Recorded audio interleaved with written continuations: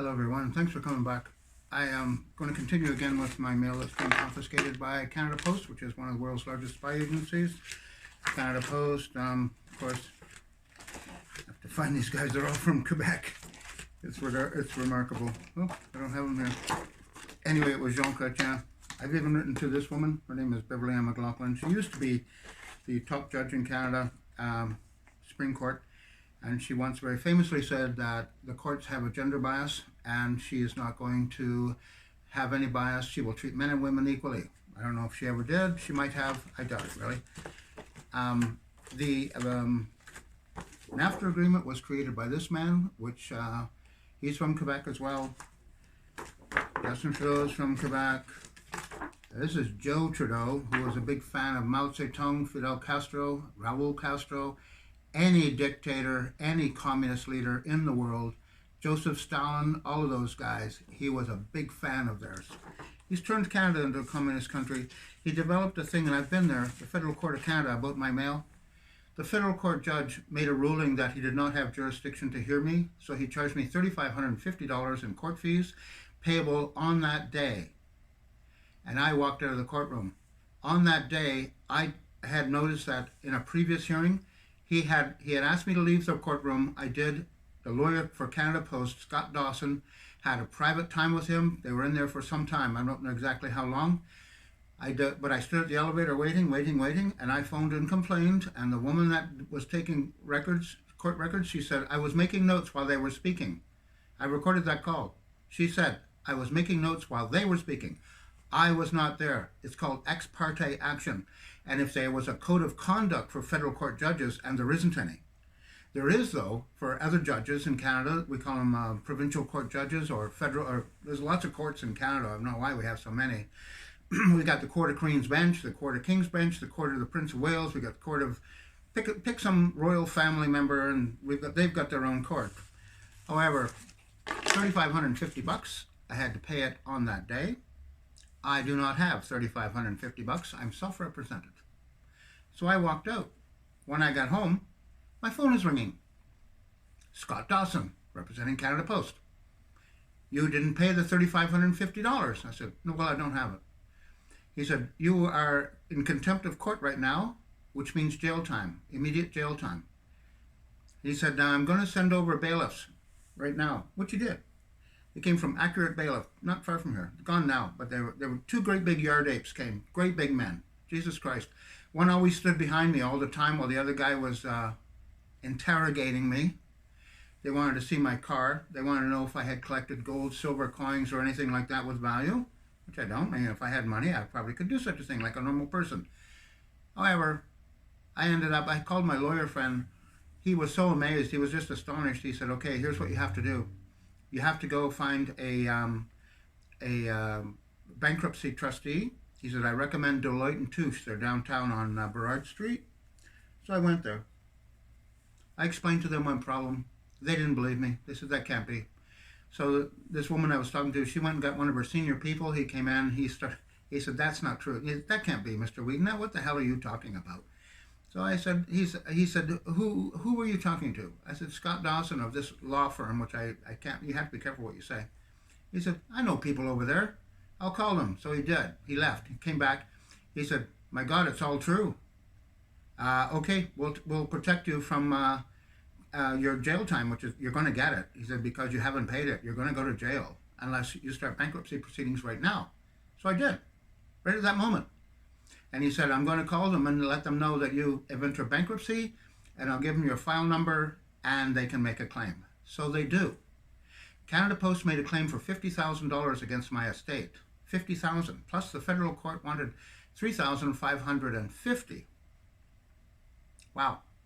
Then Scott Dawson, he decides he's getting involved, and he wants money because he was working for Canada Post, which I thought was illegal. Anyway, in my bankruptcy hearing, the judge said, no, you can't do that. No, you can't.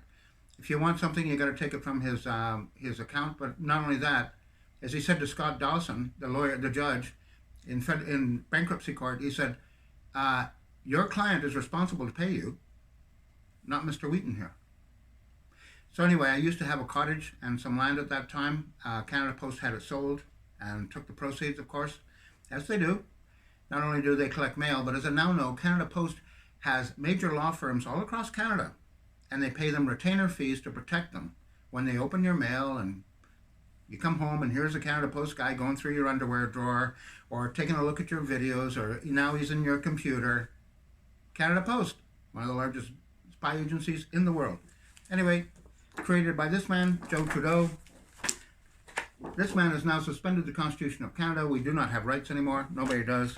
This man made the NAFTA agreement. Nobody's gotten a raise of wages since 1984, not in Canada, United States, or Mexico, because of him. This woman was appointed by Jean Chrétien. Talks a good line, just doesn't do it. Where the law ends, tyranny begins. Canada's a tyrannical society, we fight against the tyrants. That's my fight. I'm trying to help the people of Canada get justice again, so we can have integrity. This man supports Justin Trudeau. He's been re-elected. He will do anything Justin Trudeau says. His name is Jagmeet Singh. Effectively, he became a co-prime minister of Canada, a co-leader here. He's not willing to give it up. He will always vote in favor of the tyrant. This man's name is David Dingwall. He robbed me. He also got caught overcharging the government of Canada, and they had to pay the money back.